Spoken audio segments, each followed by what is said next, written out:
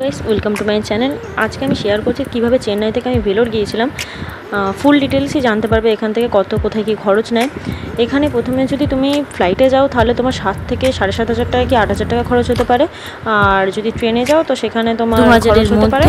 আর তৎকাল করলে 700 কি 800-র মধ্যে হয়ে যাবে। আমি গিয়েছিলাম ফ্লাইটে ইন্ডিগোতে 8টা 25-এ। যদিও আগের দিন একটা আহমেদাবাদের ঘটনা ঘটেছিল, তাও মানুষের অসুস্থতা আর বলে আসে না, তো যাক আমার ফ্লাইটেই গিয়েছিলাম। ট্রেনের ব্যবস্থাও করি, কিন্তু যদিও ট্রেনের টিকিট আমরা পাই না, তো যাক। আমাদের টোটাল 2 ঘন্টার ফ্লাইট ছিল। থাকাকালীন যেটুকুনি যা ভিউ তোমাদের সাথে আমি শেয়ার করতে পারলাম। এরপর সেখান থেকে আমরা বাসে করে চলে আসি এয়ারপোর্টে। এয়ারপোর্ট থেকে আমাদের ব্যাগ কালেক্ট করার পরে সেই এয়ারপোর্ট চত্বর থেকে বেরিয়ে এসে তোমরা ট্যাক্সি নিও। আমরা ওখান থেকে ট্যাক্সি নিয়েছি, যার জন্য 3,000 টাকা নিয়েছিল, কিন্তু 3,000 টাকা নয়, ওটা 1,800 টাকায় তোমরা পেয়ে যাবে। তো যাক, ওখান থেকে 800 টাকার ট্যাক্সি নিয়ে সিএমসি সামনে নামবে। সিএমসি সামনে নামলে তোমরা 3টে গেট পাবে। ফার্স্ট হচ্ছে জুবলি গেট পড়বে। এই জুবলি গেট হলো মেন ক্যাম্পাস।